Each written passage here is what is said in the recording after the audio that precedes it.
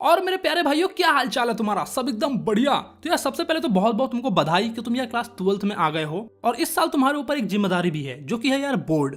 और मुझे ये पूरा विश्वास है कि तुम इस साल फोड़ दोगे। और मैं तुम्हारा बहुत बहुत धन्यवाद भी कहना चाह रहा हूँ कि पिछले 1-2 साल से तुम मेरे साथ जुड़े हुए हो और मुझे इतना प्यार दे रहे हो। और अगर तुम में से कोई ऐसा है जो मुझे अब तक नहीं जानता है तो भाई अब जान लो और चैनल को सब्सक्राइब कर लो। तो यार आज हम लोग पढ़ने वाले हैं द लास्ट लेसन। अरे भाई ज्यादा खुश होने की जरूरत नहीं है, इस बुक का लास्ट लेसन नहीं पढ़ा रहा हूं मैं तुमको। एक्चुअली में आज के जो फर्स्ट चैप्टर है उसी का नाम है द लास्ट लेसन। ये चैप्टर तुमको काफी मोटिवेट करेगी और कहीं कहीं तुमको काफी इमोशनल भी कर देगी। बहुत ही अच्छी कहानी है और आज के इस चैप्टर को पढ़ने के बाद हो सकता है तुम्हारा सोचने का नजरिया बदल जाए। वो कैसे, वो तो यार तुमको चैप्टर पढ़ने के बाद ही पता चलेगा। तो यार चैप्टर शुरू करने से पहले मैं तुमको फ्रैंको प्रूशियन वॉर के बारे में बता देना चाहता हूँ। ये जो फ्रैंको प्रूशियन वॉर है ना, ये फ्रांस और प्रूशिया के बीच में हुई थी 1870 से लेकर 1871 के बीच में। अब तुम सोच रहे होगे कि यार फ्रांस के बारे में तो मुझे पता है, लेकिन ये प्रूशिया क्या चीज है? अगर आज के समय में देखा जाए तो जर्मनी, पोलैंड और ऑस्ट्रेलिया का कुछ पार्ट मिलाकर प्रूशिया बनता है। इन तीनों को मिलाकर उस समय में प्रूशिया कहा जाता था। तो जब ये वॉर हुआ ना फ्रांस और प्रूशिया के बीच में, तो उसमें प्रूशिया जीत गया, जिसको लीड कौन कर रहे थे? हमारे बिस्मार्क चचा। काफी बार तुमने इनका नाम सुना होगा हिस्ट्री में। तो जब प्रूशिया जीत गया तो इसने क्या किया, फ्रांस के 2 हिस्से इसने अपने कब्जे में ले लिए। पहला जो था वो है एल्सेक और दूसरा है लोरेन। और इन दोनों को अपने कब्जे में करने के बाद प्रूशिया जो है इनके लोगों पर राज करने लगा। प्रूशिया ने यहाँ तक उन लोगों का लैंग्वेज भी छीन लिया। उनको साफ साफ कह दिया गया कि आज से तुम फ्रेंच नहीं बोलोगे बल्कि जर्मन बोलोगे, क्योंकि यार उनको अपना दबदबा बनाए रखना था। इसीलिए उन्होंने सोचा कि अगर ये अपनी लैंग्वेज बोलते रहेंगे तो ये कभी भी हार नहीं मानेंगे, तो इससे अच्छा है कि इनकी लैंग्वेज छीन लो। तो आज के इस चैप्टर में हम यही पढ़ेंगे कि जो बच्चे उस समय स्कूल जाते थे और अपनी लैंग्वेज सीखते थे, फ्रेंच लैंग्वेज, उनको जब ये बात बताई गई कि आज से तुम फ्रेंच नहीं बल्कि जर्मन सीखोगे, तो उनपे क्या बीती। और उस टीचर के साथ क्या हुआ जो 40 साल से एक स्कूल में फ्रेंच लैंग्वेज सिखा रहा था। तो चलो यार कहानी को शुरू करते हैं। इसमें एक बच्चा होता है जिसका नाम होता है फ्रांस, और उसका ना पढ़ने में बिल्कुल मन नहीं लगता, जैसा कि यार हमारा और तुम्हारा नहीं लगता। तो वो जो है ना उस सुबह स्कूल के लिए काफी लेट हो गया था। तो वो धीरे धीरे जा रहा था और उसे डर भी लग रहा था, क्योंकि जो उसका टीचर है ना एम हेमेल, उसने उसको पार्टिसिपल्स पे याद करने के लिए कहा था और इसको पार्टिसिपल्स का पी तक नहीं पता। तो ये काफी ज्यादा डर रहा था कि अगर मैं स्कूल गया और एम हेमेल ने मुझसे पार्टिसिपल्स के बारे में पूछ लिया तो मैं कुछ बता नहीं पाऊंगा और एम हेमेल मुझे डांटेंगे। तो वो सोचता है क्यों ना आज स्कूल बंक मार दूं और आराम से अपना पूरा दिन स्कूल के बाहर ही बिताऊं। वो नोटिस करता है कि दिन बहुत चमकीला और मौसम बहुत सुहाना था। जंगल की बाहरी छोर पर पक्षी चहचहा रहे हैं। आरा मिल के पीछे खुले मैदान में प्रूशियन सैनिक जो है वो परेड कर रहे हैं। ये सारे नज़ारे जो है ना उसको काफी अच्छे लग रहे थे एज कम्पेयर टू पार्टिसिपल्स के नियमों को याद करने के कंपैरिजन में। वो सोच रहा था कि पार्टिसिपल्स के नियम याद करने से अच्छा है कि मैं दिन भर बाहर रहूं और ये सारे नज़ारे देखूं। लेकिन उसने अपने माइंड को कंट्रोल किया और सोचा कि नहीं यार स्कूल चल लेते हैं। और फिर वो जल्दी जल्दी स्कूल की तरफ बढ़ने लगा, क्योंकि यार वो ऑलरेडी लेट हो चुका था। तो अब वो बताता है कि जब मैं टाउन हॉल के पास से गुजर रहा था तो बुलेटिन बोर्ड के पास में काफी सारी भीड़ लगी हुई थी। जो बुलेटिन बोर्ड है यार वो एक तरह का नोटिस बोर्ड है जिसपे पिछले 2 साल से जितनी भी बुरी खबरें हो रही है वहाँ की, वो सब उसी पे आते हैं। जैसा कि जो फ्रांस है वो वॉर में हार गया तो वो नोटिस भी यार उसी बुलेटिन बोर्ड पे आई थी। सुखाड़ आ गया तो उसकी भी न्यूज़ यार उसी पे आई थी। बाकी जो कमांडिंग ऑफिसर्स के ऑर्डर्स हैं वो भी यार उसी बुलेटिन बोर्ड पे आती है, मतलब कि उसी नोटिस बोर्ड पे आती है। तो जब वहाँ पर उसने भीड़ देखा तो वो सोचने लगा कि अब क्या बात हो गई, अब किसकी शामत आ गई, क्योंकि पिछले 2 साल से जो भी बुरी खबरें हैं वो वहीं आ रही है। तो हो सकता है इस बार भी कोई ना कोई बुरी खबर ही आई होगी। लेकिन वो वहाँ पर न्यूज़ को पढ़ने के लिए रुकता नहीं है, क्योंकि यार वो ऑलरेडी स्कूल के लिए लेट हो चुका है। तो वो काफी तेजी से आगे की ओर बढ़ जाता है। फिर जब वो तेजी से जाते हुए उस लोहार के पास से गुजरता है जो अपने चेलों के साथ न्यूज़पेपर पढ़ रहा था, तो वो उसके पीछे से बोलते हैं, बब इतनी तेजी से मत जाओ, तुम स्कूल टाइम पर पहुंच जाओगे। उस बच्चे को लगा कि शायद ये लोग उसका मजाक उड़ा रहे हैं।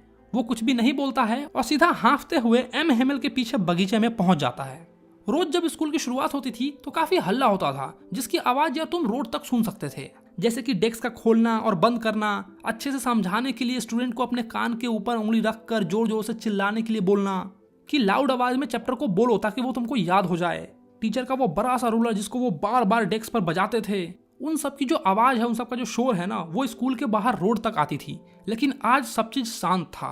उस लड़के ने सोचा कि डेली तो शोर होते रहता है, तो उसी बीच में छुप छुप आकर अपने डेस्क पर चला जाऊंगा। लेकिन आज तो बिल्कुल शोर नहीं हो रहा था, एकदम शांति थी। ऐसा लग रहा था कि आज रविवार का दिन है, क्योंकि संडे के दिन स्कूल बंद होता है और एकदम शांत होता है स्कूल। तो उसको ऐसा ही लग रहा था। खिड़की से उसने देखा कि जो उसके क्लासमेट है वो अपने बेंच पर ऑलरेडी पहुंच चुके हैं, बैठे हुए हैं, और जो उनके टीचर है एम हेमेल, वो अपना बड़ा सा रूलर लेकर, जो कि बहुत ही भयंकर दिखता है, उसको लेकर इधर उधर घूम रहे हैं। ये यार मुझे अपने बचपन की याद दिला रहा है, क्योंकि जब मैं भी लेट हो जाता था तो काफी डरता था कि टीचर आज मारेंगे। उनका वो बड़ा सा डंडा मुझे आज भी याद है। सब डरते हैं यार। उसने दरवाजा खोला और सबके सामने वो अपने डेस्क पर चला गया। उस समय हमें काफी शर्मिंदगी भी महसूस होती है।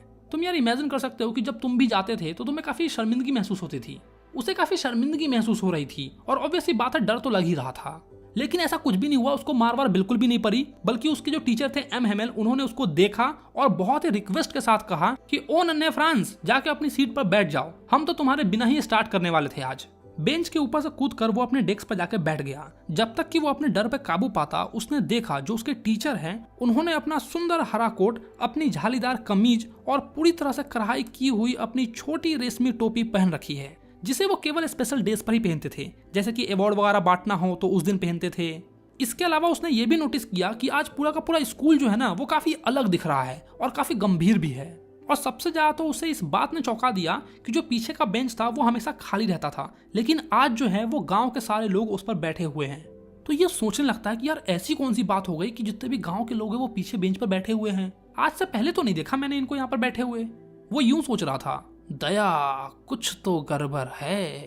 अपना तिनकोनी टोपी पहने हुए बुड्ढा हाउजर, भूतपूर्व मेयर, भूतपूर्व पोस्टमास्टर और इनके अलावा कई सारे व्यक्ति जो है ना वो काफी उदास लग रहे थे। बुड्ढा हाउजर जो है ना वो एक प्राइमर लेके आया था, उसके किनारे मुड़े हुए थे और इसने इसे अपने घुटनों पर रखकर खोल रखा था। उसका बड़ा चश्मा पेजों के बीच में पड़ा हुआ था। जब तक वो ये सारी चीजें नोटिस कर ही रहा था, तभी जो एमएमएल है ना वो अपने कुर्सी पर चढ़ जाते हैं और गंभीर और शांत आवाज में बोलते हैं, मेरे बच्चों, यह मेरे द्वारा पढ़ाई गई आज तुम्हारी अंतिम पाठ होगी।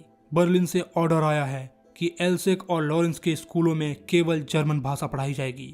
तुम्हारा नया टीचर कल आ रहा है। यह तुम्हारी फ्रांसीसी भाषा का अंतिम पाठ है। मैं चाहता हूँ कि आप बहुत ध्यान दें। वो बच्चा सोचता है कि ये कैसे चौंका देने वाले शब्द हैं।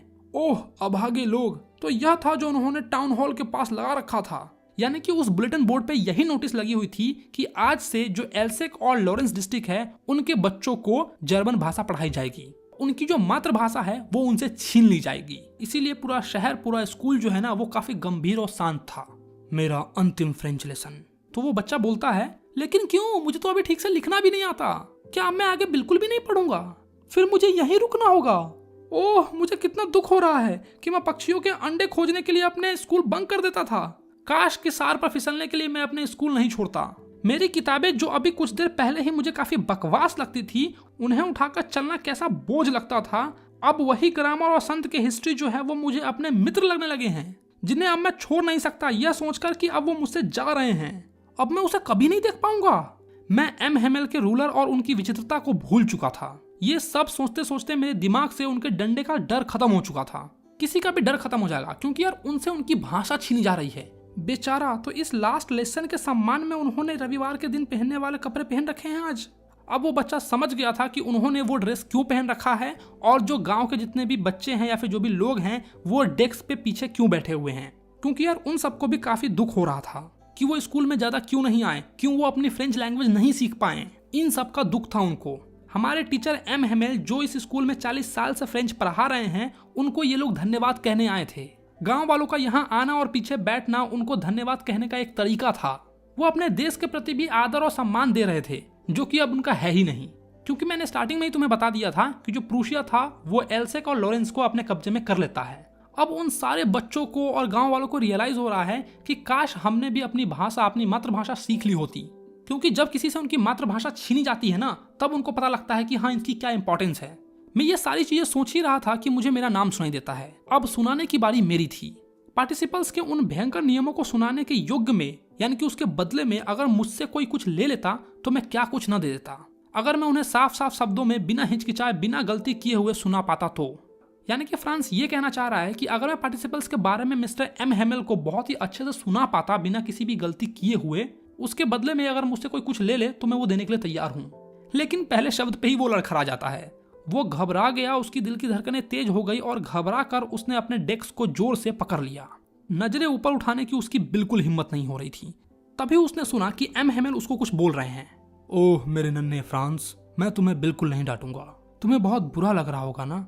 देखो बात क्या है ना कि हम डेली अपने आप से कहते हैं कि अभी तो बहुत समय है, आज नहीं तो कल याद कर लेंगे। लेकिन अब तुम देख सकते हो कि हम कहां से कहां निकल गए। ओह एल्सेक के साथ यही बड़ी समस्या है। वो आज का काम कल पर टाल देते हैं। वो पढ़ने को कल पर टाल देते हैं। अब जब वो बाहर के लोग तुमसे मिलेंगे और पूछेंगे कि तुम अपने आप को किस अधिकार पर फ्रेंच बोल रहे हो, फ्रांस के निवासी बोल रहे हो, तो तुम क्या करोगे?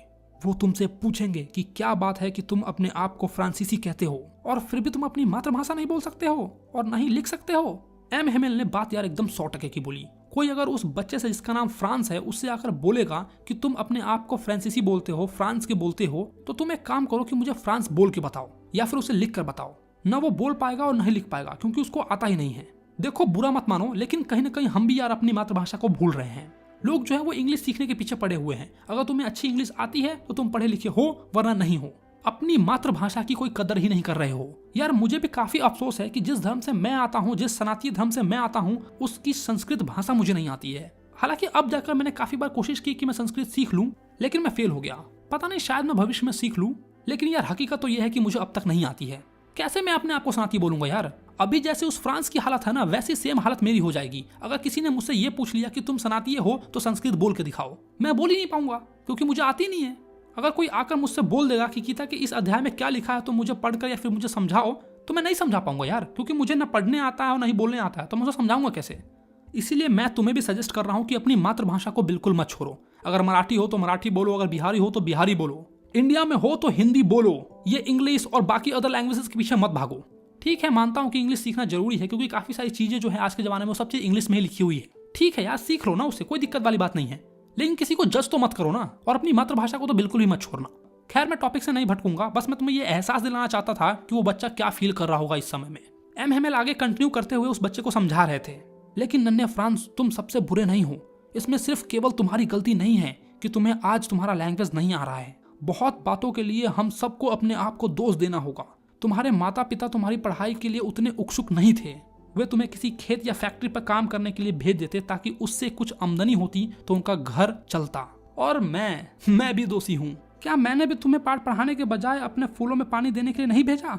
और जब मैं मछली पकड़ने जाना चाहता था तो क्या उस समय मैंने तुम्हारी स्कूल की छुट्टी नहीं की? मैं भी उतना ही दोषी हूँ जितना तुम्हारे माँ बाप और तुम हो। फिर एक बात से दूसरी बात निकलती रही। एम हेमेल फ्रेंच भाषा की बात करता रहा। वो ये कहता रहा कि संसार की सबसे सुंदर भाषा है ये, सबसे क्लियर और लॉजिकल, कि हमें अपने मध्य इसकी रक्षा करनी होगी। हम कभी भी अपनी मातृभाषा को न भूलें, क्योंकि जब किसी समाज को गुलाम बनाया जाता है तो जब तक वे यानी कि उसके जो लोग हैं वो अपनी मातृभाषा को नहीं छोड़ देते तब तक वो पूरी तरह से गुलाम नहीं बनते हैं। फिर उन्होंने एक ग्रामर खोला और पढ़ाना शुरू कर दिया, और मैं ये देखकर हैरान था कि मैं उसे कितनी अच्छे तरीके से समझ रहा था। जो भी वो बोल रहे थे वो कितना आसान लग रहा था। मैं ये भी सोच रहा था कि मैंने कभी भी इतने ध्यान से उनकी बातें नहीं सुनी, और ये भी कि उन्होंने भी इतने धैर्य से कभी हमको नहीं समझाया। कुछ ऐसा लग रहा था कि बेचारा वो व्यक्ति जाने से पहले अपना सारा ज्ञान हमें दे देना चाहता था। एक ही झटके में सारा कुछ हमारे सिर के अंदर भर देना चाहता था। ऑब्वियस सी बात है, आज उसका लास्ट क्लास है तो वो अपना सारा ज्ञान जो भी उसको आता है वो सब चीज देना चाहेगा यार। ग्रामर के बाद हमें लिखना सीखना था। उस दिन एम हेमेल हमारे लिए नई कॉपियां लेकर आए थे जिस पर सुंदर और गोल लिखावटों में लिखा हुआ था फ्रांस एल्सेक। ये छोटे छोटे शब्द झंडों के जैसा लग रहा था, जिसे स्कूल के रूम में हर जगह टांग रखा था, डेस्क के ऊपर, रॉड में, इधर उधर हर जगह। तुम ये देखकर आश्चर्य हो जाते कि किस तरह से सभी लोग एक साथ बैठकर अपने काम में लगे हुए थे। कोई भी शोर शराबा नहीं था, बिल्कुल शांत। कागज के ऊपर पेन से लिखे जाने की ही सिर्फ केवल आवाज सुनाई दे रही थी। इतने शांत ढंग से सब अपने अपने काम में जुटे हुए थे। अक्सर क्या होता है, टीचर जब हमें कुछ देता है तो हम यार एकदम लिखते हैं, मस्ती करते हैं, हल्ला उल्ला सब होता है। लेकिन आज जब उन लोगों को पता है कि आज मेरा अंतिम क्लास है तो वो लोग एकदम शांत है, कुछ नहीं बोल रहा है, क्योंकि उन लोग को भी पता है कि अगर आज नहीं पढ़े तो फिर कईयों नहीं पढ़ेंगे। कुछ बिटल्स यानी कि कुछ कीड़े जो है ना वो रूम के अंदर आ जाते हैं, लेकिन कोई भी उन पर ध्यान नहीं देता है क्योंकि सब लोग यार एकदम शांत ढंग से अपने काम में लगे हुए थे। यहाँ तक कि जो वो छोटे छोटे कीड़े थे ना, जो फिश के हुक में लगते थे ताकि जो उससे मछली हम पकड़ सके, वो भी यार एकदम शांत थे। ऐसा लग रहा था कि मानो वो जो कीड़े हैं ना वो भी फ्रेंच हैं। छत के ऊपर कबूतर बहुत ही धीमी आवाज में गुटरुगु कर रहा था। तो मैंने सोचा कि क्या वे लोग इस कबूतर को भी जर्मन में गुटरुगु करने के लिए कहेंगे। मैंने जब भी अपने कॉपी से सिर ऊपर उठाकर देखा तो मैंने ये देखा कि जो मिस्टर एम हेमेल है हमारे टीचर, वो कुर्सी पर एकटके बैठे हुए हैं। वे कभी एक तो कभी दूसरे चीजों को टकटकी लगाकर देख रहे हैं। मानो ऐसा लग रहा है कि उस स्कूल में जितनी भी चीजें हैं उन सबको वो अपने दिमाग में बसा लेना चाहते हैं कि कौन सी चीज कहाँ लगी हुई है। जरा सोचो, 40 साल से वो इंसान उसी जगह पर है, बिल्कुल इसी तरह से खिड़की के बाहर उनका बगीचा है और उसके जस्ट सामने उनका क्लास। केवल डेस्क और बेंच घिसकर चिकनी हुई है, बाकी पिछले 40 साल से सब चीज वैसा का वैसा ही है। बगीचे में लगे हुए अखरोट के वृक्ष अधिक ऊंचे हो गए हैं, यानी कि वो छोटा सा पेड़ 40 साल में उतना बड़ा हो गया है। हाफवाइन जिसे उन्होंने खुद रोपा था, खिड़कियों से लिपट कर छत पर पहुंच गई है। इन सबको छोड़ते हुए उसका दिल कितना टूट गया होगा ना, बेचारा। ऊपर उसके बहन की चलने की आवाज सुनाई दे रही थी, जो कि अपने ट्रंक्स को पैक कर रही थी। ट्रंक्स यानी कि जो पहले के जमाने में छोटा सा एक टीन का डब्बा होता था जिसमें सारे कपड़े उपड़े रखे रहते थे। दादी उदी का तिजोरी तुमने देखा होगा, गोविंदा के मूवीज में भी तुमने देखा होगा कि एक छोटा सा टीन का अटैची टाइप का रहता था, वही होता है ट्रंक। बाकी हमारे बिहार वगैरह में आजकल भी बड़े बड़े ट्रंक चलते हैं, मतलब काफी बड़ा। उनकी बहन पैकिंग इसलिए कर रही थी क्योंकि अगले ही दिन उन्हें देश छोड़कर जाना था। एमएमएल और एमएमएल की बहन को देश छोड़कर जाना था, इसलिए वो पैकिंग कर रही थी। यार मतलब तुम सोच सकते हो, 40 साल से जो व्यक्ति वहां रह रहा है उसे एकदम से छोड़ के जाने के लिए बोला जा रहा है। जिस जगह पर, जिस गांव में, जिस शहर में तुम रह रहे हो, उसे एकदम से तुमको छोड़ने के लिए कह दिया जाता है। भाई साहब, लेकिन उसमें इतनी हिम्मत थी कि उसने हर लेसन को अंत तक सुना। राइटिंग के बाद हमारी हिस्ट्री की क्लास थी। उसके बाद जो बेबीज हैं वो बी बी बी बो बोलकर याद कर रहे थे। कमरे में बिल्कुल बुढ़े हाउसर ने अपना चश्मा पहन लिया था और दोनों हाथों में अपनी प्राइमर पकड़े हुए उनके अक्षर पढ़ने की कोशिश कर रहा था। आप देख सकते थे कि वो भी रो रहा था। आवेग से भरी उसकी आवाजें कांप रही थी और उसको देखना ऐसा मनोरंजक अनुभव था कि हंसी भी आ रही थी और रोना भी आ रहा था। आह, कितनी अच्छी तरीके से मुझे आज भी वो दिन याद है, वो मेरा लास्ट लेसन। हाउसर जिसकी यार फ्रांस बात कर रहा है वो यार एक विलेजर है। तुम कह सकते हो कि वहाँ का हेड है, वो मुखिया वगैरह तुम कह सकते हो, जिसका नाम क्या है, हाउसर। और वो भी रो रहा है, उसकी आवाजें कांप रही हैं। बिल्कुल उसी समय चर्च की घंटी बजती है। इसके बाद धार्मिक पूजा पाठ, और ठीक उसी समय ड्रिल से लौटते हुए प्रूशियन लोगों के नारे हमारे खिड़की के नीचे से हमारे अंदर आने लगे। अपनी कुर्सी से लिपटा हुआ एमएमएल उठ खड़ा हुआ। मुझे आज से पहले कभी भी वो उतना लंबा नहीं लगा जितना कि आज दिख रहा है। मेरे मित्रों, वह बोला मैं, लेकिन किसी चीज ने उसे रोक रखा था, वो आगे नहीं बोल पाए। तब वो ब्लैक बोर्ड की तरफ मुड़े, एक चौक उठाया और अपनी पूरी ताकत लगाकर जितने बड़े अक्षर में वो लिख सकते थे उतने में उन्होंने लिखा, वी वेला फ्रांस, यानी कि फ्रांस चिरंजीवी हो। कभी कभी तुमने पंडित जी से सुना होगा, चिरंजीवी भव, यानी कि फ्रांस अमर रहे। और फिर वो रुक गए। अपने सर को दीवार पर झुकाते हुए बिना कोई शब्द बोले हुए उन्होंने अपने हाथों से इशारा दिया कि अब स्कूल समाप्त हुआ, तुम जा सकते हो। उन्होंने हाथ से इशारा करते हुए ऐसा कहा, बोला कुछ भी नहीं, बस इशारा कर दिया। तो यार देखा तुमने कि किस तरह से वो लोग काफी उदास थे, क्योंकि यार उनकी मातृभाषा उनसे छीनी जा रही थी, उनका देश उनसे छीना जा रहा था। क्योंकि यार जब भी किसी देश पर शासन किया जाता है ना, तो सबसे पहले यार वहाँ की संस्कृति को खत्म करते हैं वो लोग। वहाँ की भाषा, वहाँ की संस्कृति, ये सबको खत्म कर देते हैं और अपनी संस्कृति को वहाँ पर थोप देते हैं। जैसा कि तुम भी देख सकते हो कि भले ही ब्रिटिश हमारे यहाँ से चले गए, लेकिन उनके द्वारा थोपी गई कुछ चीजें हम आज भी फॉलो कर रहे हैं। उनकी लैंग्वेज, उनकी तौर तरीके, उनके खाने का ढंग, ये सारी चीजें ब्रिटिश जो भी हमारे ऊपर थोप के गए उसे हमने मॉडर्न होने का एक नाम दे दिया। लेकिन शुरू से ही भारतीय संस्कृति बिल्कुल अलग थी। खैर यार मैं ज्यादा नहीं बोलूंगा वरना तुम लोग भाग जाओगे। तो यार वीडियो कैसा लगा मुझे कमेंट करके बताओ। अगर अच्छा लगा हो तो यार वीडियो को लाइक करो और मुझसे हमेशा के लिए जुड़ने के लिए यार चैनल को सब्सक्राइब कर लो। ठीक है, चलो तो मैं मिलता हूं तुम्हें नेक्स्ट वीडियो में। Bye bye.